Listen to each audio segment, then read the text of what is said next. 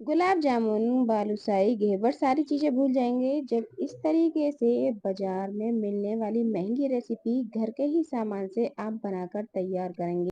त्योहारों पे मेहमानों को बनाकर खिलाएँ या फिर जब भी आपका मीठा खाने का मन करे तो इस तरीके से आप इसे बना सकते हैं। बहुत ही ज़्यादा बढ़िया लगेंगी और बहुत ही आसान तरीके से बन जाएँगी। इसके लिए बाहर से आपको कुछ नहीं लाना, मैदा से हम इसे बनाकर तैयार करेंगे। तो यहाँ पर आप कोई भी बर्तन सेट कर लें। तो मैंने ये छोटी वाली कटोरी ली है, आप कोई भी कटोरी या फिर कप ले सकते हैं। तो मैंने यहाँ पर 1.5 कटोरी मैदा ली है। यहाँ पर थोड़ा-सा नमक डाल देंगे, जैसे 1 से 1.5 चुटकी, और साथ में ही हम 2 से 3 चम्मच यहाँ पर घी डाल देंगे मोयन के लिए। तो यहाँ पर देखें, आप घी की जगह रिफाइंड भी डाल सकते हैं, लेकिन घी से एकदम खस्ता-सा हमारा जो मीठा है वो बनकर तैयार होगा। अब यहाँ पर ये जो घी है फ्रिज के अंदर रखा हुआ था, तो इसलिए ये जमा हुआ है। आप इसे घी को पिघला कर भी ले सकते हैं। 3 से 4 चम्मच घी डालकर अच्छे से हम इसे मिला लेंगे। देखें, मोयन को इस तरीके से रखेंगे, जब हम मुट्ठी बांधे तो ये आराम से बंधे। तो यहाँ पर देखें, अच्छे से मोयन को मिलाने के बाद हम थोड़ा-थोड़ा पानी डालेंगे और इसका एक मीडियम सा आटा लगाकर तैयार कर लेंगे। तो यहाँ पर आटे को ज़्यादा पतला नहीं लगाएँगे, मीडियम से थोड़ा-सा सख्त ही रखेंगे, तभी जो हमारा मीठा है वो बहुत ही ज़्यादा परफेक्ट बनकर तैयार होगा। तो यहाँ पर बस थोड़ा-थोड़ा पानी डालना है, अच्छे से हाथों से इसे मसलना है और इस तरीके से आटे को लगाकर तैयार कर लेना है। और इस तरीके से आप बनाएँगे तो आपका जो मीठा है वो बिल्कुल परफेक्ट बनेगा, बिल्कुल भी नहीं बिगड़ेगा और यहाँ पर बहुत ही बढ़िया बनेगा। तो सभी आपसे पूछेंगे कि आपने इसे कहाँ से मँगवाया है? बहुत ही टेस्टी बनेगा। तो यहाँ पर देखें, बस आटे को अच्छे से मसलेंगे। थोड़ी देर इस तरीके से मसलना है और थोड़ी देर में ही आटा जो है वो अच्छी तरीके से मल जाएगा और इस आटे को हम इस तरीके से अच्छे से मसलने के बाद ढक कर छोड़ देंगे, ताकि आटा जो है वो सूखे ना। तो यहाँ पर देखें, आटे को मैंने मलने के बाद इस तरीके से ढककर छोड़ दिया है। आटा भी इतने अच्छे से सेट हो जाएगा। इतने हम चाशनी बना लेते हैं। तो जिस कटोरी से मैंने 1.5 कटोरी मैदा ली थी, उसी कटोरी से हम यहाँ पर 1 कटोरी चीनी ले लेंगे। चीनी को मैंने कढ़ाई के अंदर डाल दिया है। साथ में जितनी हमने चीनी ली है उतना ही हम इसके अंदर पानी डालेंगे। तो 1 कटोरी मैंने यहाँ पर चीनी ली है, 1 कटोरी ही यहाँ पर पानी डाल दिया है। यहाँ पर 3 से 4 इलायची डाल देंगे खोलकर, ताकि चाशनी के अंदर इलायची की खुशबू आ जाए और इससे जो हमारी मीठी के अंदर जो खुशबू है वो बहुत ही बढ़िया आएगी और इससे टेस्ट भी बढ़ जाएगा। तो यहाँ पर देखें, बस चाशनी को हमें हाई फ्लेम पर इस तरीके से चलाते हुए चीनी को घुलने तक पका लेना है। इस चाशनी को हम तार वाली नहीं बनाएंगे, बस चीनी घुलने के बाद 1 से 2 उबाल इसके अंदर आने देंगे। जैसे ही उबाल आ जाएगा, गैस का फ्लेम बंद कर देंगे, इसे हम साइड में रख देंगे। अब यहाँ पर देखें, ये मैंने 1 चम्मच तो मैदा ली है और 2 चम्मच यहाँ पर कॉर्नफ्लोर लिया है। आप चाहें तो यहाँ पर 3 चम्मच मैदा ही ले सकते हैं, 3 से 4 चम्मच।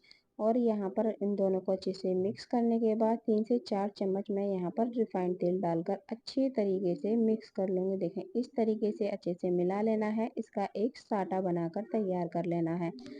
अब जो आटा हमने ढक कर रखा है, एक बार इस तरीके से हाथ से मसल लेंगे, ताकि आटा जो है अच्छे से सेट हो जाए। यहाँ पर हाथ से मसलने के बाद इस आटे में से हम छोटे-छोटे साइज़ की लोइयाँ तोड़ेंगे।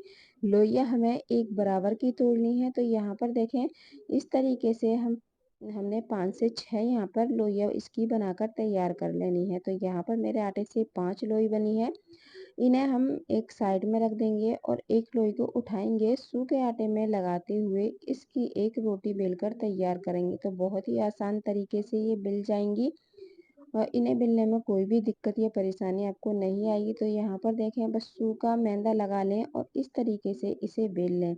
तो यहाँ पर ध्यान रखें कि इन्हें बेलते टाइम कि इन्हें हमें मोटा नहीं छोड़ना है, जितना भी पतला हो सके उतना पतला हमें इन्हें बेलकर तैयार कर लेना है। तभी जो इस मीठे की जो लेयर जो निकलेंगी वो बहुत ही ज़्यादा एकदम बारीक-बारीक और ढेर सारी निकल कर तैयार होंगी। तो यहाँ पर देखें, बस एकदम पतला सा ही हमें बेलकर तैयार कर लेना है। तो यहाँ पर जितने भी हमने पेड़े बनाए थे उनसे मैंने सारी रोटियों को इसी तरीके से सूखे आटे में लगाते हुए एकदम पतला बेलकर तैयार करा है। ये आराम से बहुत पतली बेल जाती हैं।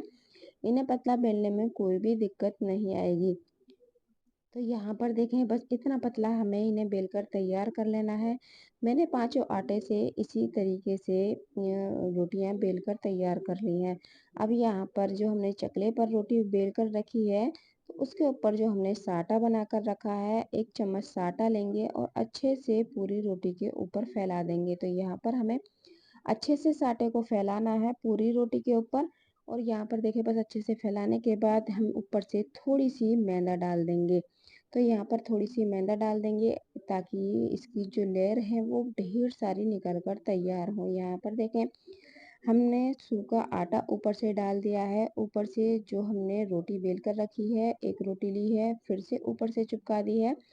दूसरी रोटी के ऊपर भी हम इसी तरीके से साटा लगाएंगे, 1 से 1.5 चम्मच अच्छी तरीके से पूरी रोटी के ऊपर फैला देंगे। फिर से जो हमने हुसक आटा इसके ऊपर डाल देना है और जो रोटियां बेल कर रखी हैं फिर से एक रोटी इसके ऊपर अच्छे से लगा देनी है। इसी तरीके से हमें 4 से 5 रोटियों को, पांचों रोटियों को इसी तरीके से लगा देना है। ऊपर से हुसक आटा लगाना है।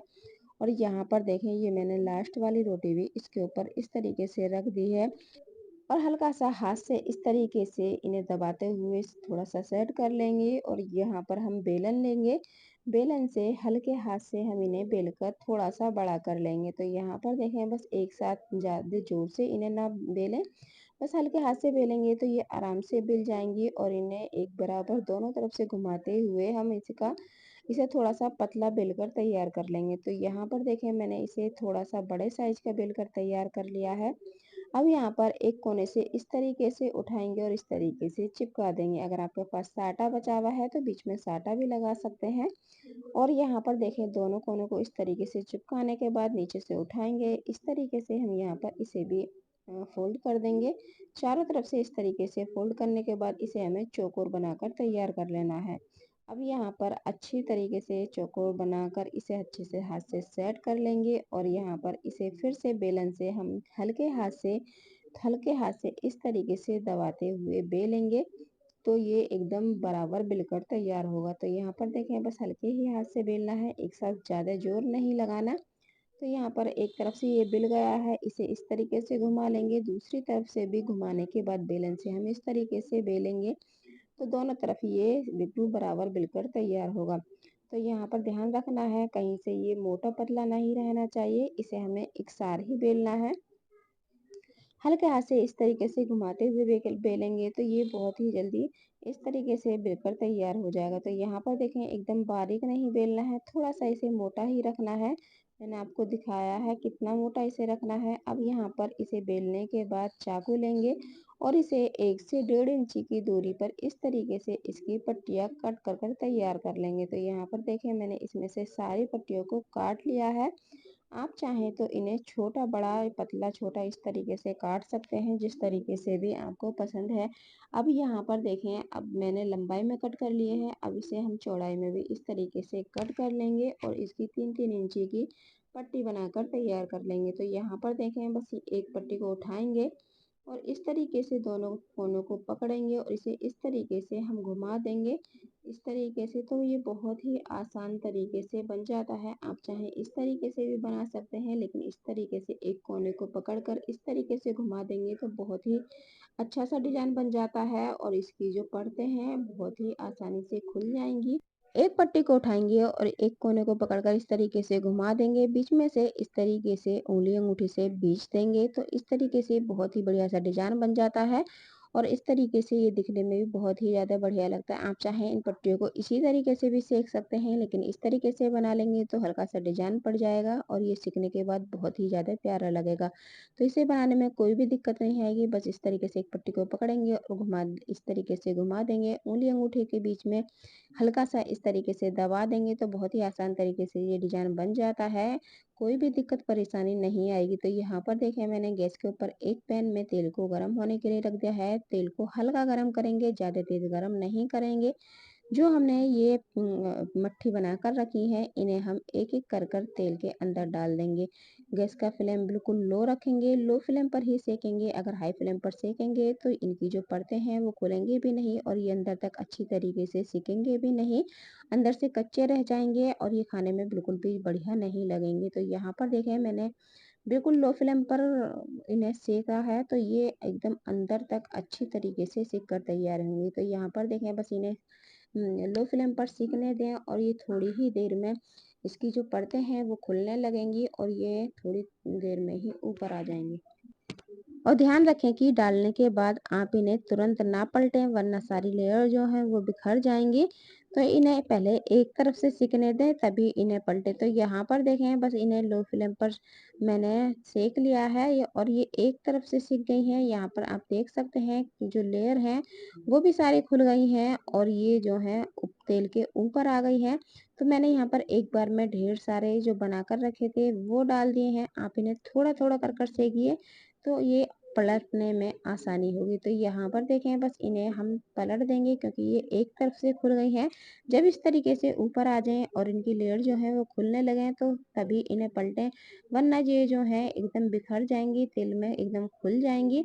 तो यहाँ पर आपकी जो ये मठरी हैं ये बिगड़ भी सकती हैं। तो यहाँ पर ध्यान रखें जब इन पे इस तरीके का कलर आ जाए नीचे से तभी इनकी साइड जो है चेंज करेंगे। तो यहाँ पर बस आराम से इन्हें चम्मच से इस तरीके से पलट देंगे क्योंकि एक तरफ से ये सिक गई हैं और दूसरी तरफ से भी हमें बिल्कुल लो फ्लेम पर ही सेकना है तभी ये अंदर तक अच्छी तरीके से सिकेंगी क्योंकि इनमें कई लेयर हैं।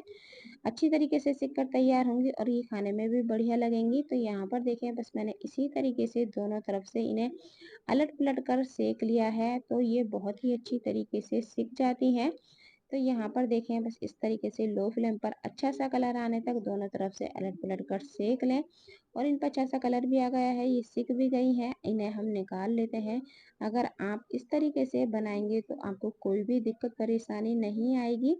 अगर आपको आज की रेसिपी थोड़ी सी भी अच्छी लग रही है तो वीडियो को लाइक कर दें, चैनल पर नए हैं तो चैनल को सब्सक्राइब कर दें और बेल आइकन को दबाना ना भूलें ताकि आने वाली वीडियो की नोटिफिकेशन मिलती रहे। तो यहाँ पर देखें बस मैंने अच्छी तरीके से इन्हें सेक लिया है और इन्हें एक छलनी के अंदर निकाल लेंगे ताकि जो भी एक्स्ट्रा तेल वगैरह होगा वो निकल जाए इस तरीके से की छलनी में। और इन्हें इस तरीके से निकालने के बाद कुछ सेकंड के लिए हम प्लेट के अंदर ही रख देंगे ताकि जो भी तेल वगैरह होगा वो अच्छी तरीके से निचड़ जाएगा।